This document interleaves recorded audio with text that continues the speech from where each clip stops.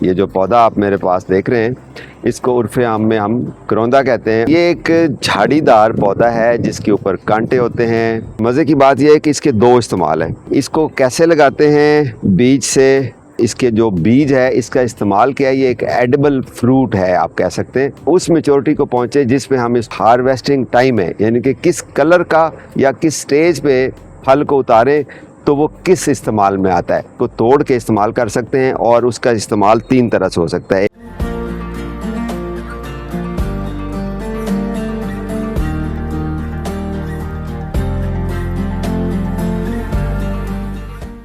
अस्सलाम वालेकुम दोस्तों, मैं हूं आपका जावेद इकबाल। आज 24 जून 2026 है। आज हम बात करेंगे जनाब करौंदा के बारे में। ये जो पौधा आप मेरे पास देख रहे हैं, इसको उर्फ़े आम में हम करौंदा कहते हैं और इसका जो बोटेनिकल नेम है वो है जनाब करिसा करांडस। अच्छा, ये एक झाड़ीदार पौधा है जिसके ऊपर कांटे होते हैं। फल लगता है इसके ऊपर, पहले ग्रीन होता है और फिर उसके बाद वो वाइटिश, पिंकिश और फिर अल्टीमेटली रेड और पर्पल हो जाता है। अच्छा जी, इसको कैसे लगाते हैं? बीज से। कैसी क्लाइमेट इसको चाहिए? और उसके बाद जनाब इसके जो बीज है इसका इस्तेमाल किया, ये एक एडिबल फ्रूट है आप कह सकते हैं, लेकिन एज ए फ्रूट नहीं खाया जाता, लेकिन जो इसका फल है उसका एडिबल इस्तेमाल होता है। और फिर ये है कि जनाब इसको हेज के तौर पर कैसे लगाते हैं, ये सारी चीज़ें मैं आज आपको बताऊंगा और आपको मज़ा आएगा। असल में 2 चीज़ें हैं। एक तो इसका जो फल है उसका इस्तेमाल के लिए इसकी जो हार्वेस्टिंग टाइम है, यानी कि किस कलर का या किस स्टेज पे फल को उतारें तो वो किस इस्तेमाल में आता है, ये बहुत ज़रूरी चीज़ है। फल को उतारते हुए, हार्वेस्ट करते हुए कहाँ से काटना है, ये बहुत ज़रूरी है।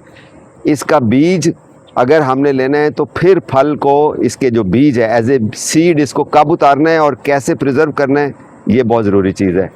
और फिर इसकी कटिंग और बीज से लगाने का जो मौसम है वो मैं आपको बताऊंगा। तो बहुत लंबी वीडियो नहीं है, लेकिन आप जब तक पूरी वीडियो नहीं देखेंगे आपका जो नॉलेज है अधूरा रह जाएगा और आपके जहन में तिश्नगी रह जाएगी। थोड़ा सा टाइम दीजिए। अच्छा जी, इंट्रोडक्शन मैंने आपको बता दी। अच्छा जी, इसका सबसे पहले ग्रीन फ्रूट होता है और उसके बाद हल्का सा वाइटिश और फिर पिंक शेड आता है और फिर रेडिश और फिर पर्पलिश शेड आ जाता है। अच्छा, मज़े की बात यह है कि इसके 2 इस्तेमाल हैं।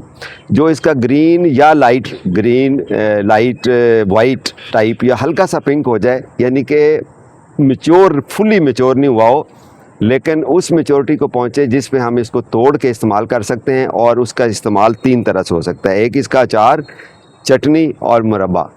तो चटनी, अचार या मुरब्बा डालने के लिए आपने इस वक्त जिस हालत में ये फ्रूट है आपने इसको इस्तेमाल करना है। दूसरा इसका इस्तेमाल होता है जनाब जैम, जेली, सिरप और फ्रेश अगर आप खाना चाहें तो इसका बिटर टेस्ट होता है। एज ए फल नहीं यूज़ होता बेसिकली, लेकिन एडिबल यूज़ है। अच्छा, इसके अंदर विटामिन्स काफ़ी हैं। इसके अंदर प्रोबेबली के है, विटामिन सी है, पेट के लिए बहुत अच्छा है। इसके बहुत सारे हेल्थ बेनिफिट्स हैं, इसीलिए इसका जो मुरब्बा है वो मिलता है। अचार इसका बहुत, जो घरों में स्पेशली अचार खुद डालते हैं हमारी बहनें, हमारी ओल्ड एज ख़वातीन, वो ज़रूर इसको अचार में ऐड करते हैं। मैंने भी इसका यूज़ किया हुआ है। अचार कैसे बनाते हैं, मुरब्बा कैसे बनाते हैं, यूट्यूब के ऊपर वीडियोस, रेसिपीज़ भरी पड़ी हैं, वो आप वहाँ से देख लीजिए। लेकिन मैं आपको इसको उगाने का और वो बाकी चीज़ें बताता हूँ। तो अभी बात करते हैं कि इसका फल जब हम हार्वेस्ट करते हैं, उतारते हैं, तो किस मकसद के लिए कौन सा फल किस स्टेज में उतारना है। तो सबसे पहले बात करते हैं जनाब पिकल के लिए, फ्रूट और चटनी और जैम के लिए। तो जब हम अचार के लिए उतारते हैं तो आपने इसका ग्रीन फल, कुछ वैराइटीज़ का ग्रीन रह जाता है और कुछ का इस तरह से थोड़ा सा वाइटिश और पिंकिश हो जाता है। इस स्टेज पे आपने इसको हार्वेस्ट कर लेना है और जो भी इसका तरीक़ाकार है उसके मुताबिक आपने इसका अचार डालना है, मुरब्बा डालना है। और अगर आप इसका जो चटनी, जैम या जेली या सिरप बनाना चाहते हैं या डायरेक्ट टेस्ट करना चाहते हैं तो इसको और मैच्योर होने दें। कैसे पता चलेगा? इसका फल थोड़ा सा और डार्क रेड का हो जाएगा या पर्पल हो जाएगा, तो उसकी जो पल्प है वो ऊपर से नरम हो जाएगी। अभी इसका पल्प सख्त है ऊपर से, तो अभी ये उस स्टेज पे नहीं है कि जब जैम, जेली और इसका सिरप बने, तो उस वक्त इसका और नरम हो जाएगा।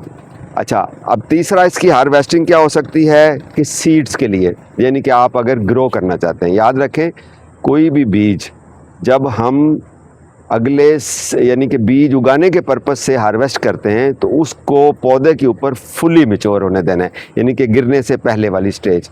और उस सूरत में क्या होगा, इसका फल डार्क रेड होगा या पर्पल होगा और इवन ब्लैकिश हो जाएगा, और उसके ऊपर जो पल्प है वो बिल्कुल नरम हो जाएगी। फिर आप उसको उतारेंगे और उसकी पल्प को अच्छी तरह धोएंगे तो इस तरह से उसके अंदर गुठली टाइप निकल आएगी, बीज जिसको कहते हैं। उस बीज को जितना पॉसिबल हो कोशिश करें कि इसी सीज़न में उसको लगा दें। इसके लगाने की सीज़न भी मैं आपको बताता हूँ, लेकिन कोशिश करें कि जितना फ्रेश सीड आप लगाएंगे उतनी उसकी जर्मिनेशन ज़्यादा अच्छी होगी।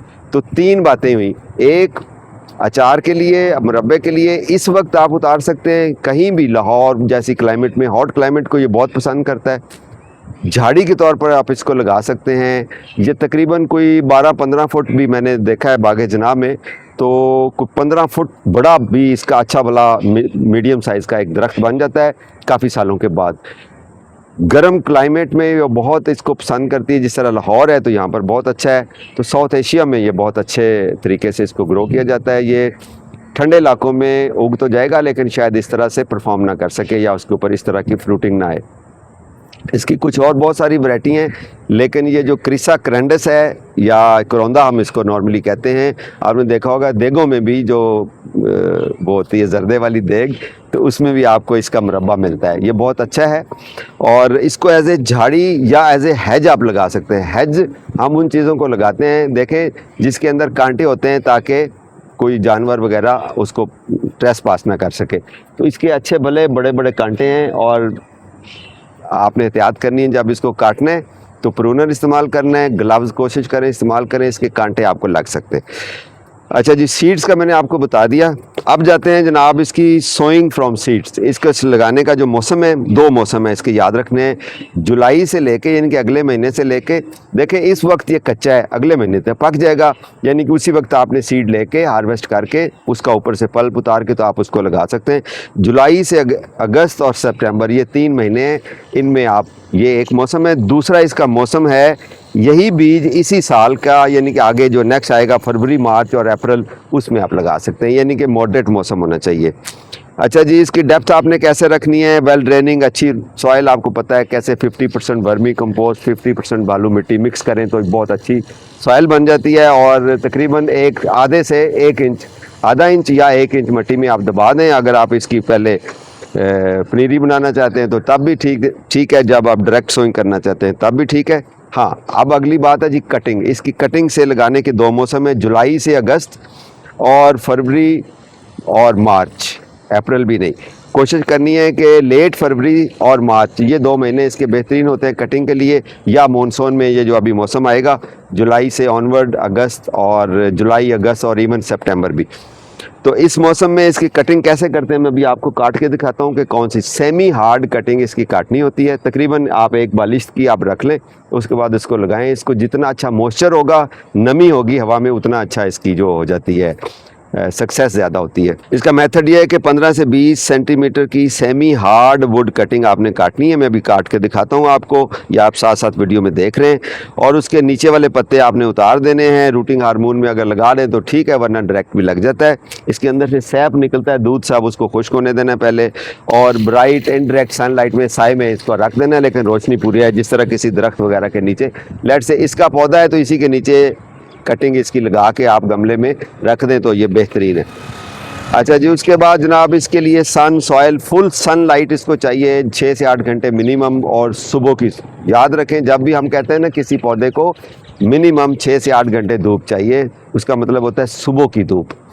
और इसको रिच वेल ड्रेनिंग सॉइल चाहिए।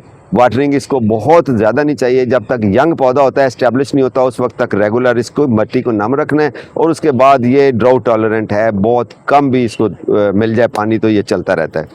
जितने भी वैसे ज़्यादातर कांटों वाले पौधे होते हैं वो कम पानी में बहुत अच्छे चल जाते हैं। अच्छा जी, वर्मी कंपोस्ट इसमें ऐड करते रहेंगे तो उसके ज़रा अच्छी सेहत ज़्यादा बेहतर हो जाएगी। अच्छा जी, इसकी प्रूनिंग, एक तो याद रखें, जिस तरह अभी आप देख रहे हैं कि इसको हार्वेस्ट करते हुए आपने इसका पूरा बंच छोटी सी टहनी समेत काटना है, तो ये एक सॉफ्ट प्रूनिंग इसकी हो जाती है। वैसे आप साल के किसी भी हिस्से में, और आइडियली अक्टूबर नवंबर में, अगर आप नवंबर में इसकी प्रूनिंग करें तो कोशिश करें कि जैसे ये टहनी बाहर जा रही है इसको शेप देने के लिए, अच्छी कैनोपी बनाने के लिए तना साफ़ रखें और अच्छी कैनोपी बना के आप किसी भी किस्म की इसको प्रूनिंग कर सकते हैं। इसको कोई इशू नहीं है। प्रूनिंग करते हुए ग्लव्स आप यूज़ कीजिए ताकि आपके हाथ बच जाए, इसके ऊपर कांटे होते हैं। अच्छा जी, ये हो गई इसकी सारी मैंने चीज़ें आपको बता दी। मैं आपको रिपीट कर देता हूँ। ये फुल सनलाइट का प्लांट है, इसको करौंदा कहते हैं। इसका जो फल है अचार, मुरब्बा, चटनी, जैम, जली बनाने के लिए यूज़ होता है। डायरेक्ट एज ए फल इसको नहीं उगाया जाता, लेकिन इसका फल एडिबल है। इसके बहुत सारे मेडिसिनल फ़ायदे हैं और इसको लगाने का 2 तरीके हैं, कटिंग से और बीज से। बीज से अगर लगाना है तो इसका बीज इसके ऊपर मैच्योर होने दें। जब इसका ये वाला जो फल है ये डार्क पर्पल या ब्लैकिश हो जाए तो उसके ऊपर से पल्प आसानी से उतर जाती है और उसका बीज वॉश करके आप रख के आप उसको लगाने के, कटिंग से भी और बीज से भी लगाने के 2 मौसम हैं, फरवरी मार्च और जुलाई अगस्त और सितंबर, ये 2 मौसम है। अच्छा जी, ये थी आज की वीडियो। अगर आपके जहन में कोई किसी किस्म का क्वेश्चन हो तो आप कमेंट्स में मेरे से ज़रूर पूछिएगा, या आपके पास कोई इसके बारे में मज़ीद नॉलेज हो, या आप रेसिपी शेयर करना चाहते हो मुरब्बा बनाने की, चटनी बनाने की, सिरप बनाने की, इसका जो शरबत बनाने की, या इसका अचार बनाने की, तो आप ज़रूर शेयर कर सकते हैं ताकि सबको फ़ायदा हो। घर में पौधे लगाना फ़र्ज़ है। ये पौधे हमारे लिए, हमारे बच्चों के लिए, हमारी फैमिली, हमारी नस्लों के लिए ऑक्सीजन पैदा करते हैं। घर में पौधे ज़रूर लगाएं। अगर आप फ्रूट वाले पौधे लगाएंगे तो वो आपको फ्रूट भी देंगे, फूल भी देंगे, ऑक्सीजन भी देंगे। तो कोशिश किया करें घर में जो पौधा लगाएं पर्पसफुली लगाएं, उसके पीछे कोई पर्पज़ हो कि हमने इसके फल का अचार बनाना है, या इसका फल खाना है, या इसके ऊपर चिड़ियाँ आएंगी, इसके ऊपर परिंदे ज़्यादा आएंगे। तो कुछ ना कुछ लाइफ क्रिएटर पौधे लगाया करें। तो पौधे लगाना फ़र्ज़ है और ये अपना फ़र्ज़ हमने निभाना है। अपना ख्याल रखिए। Happy gardening.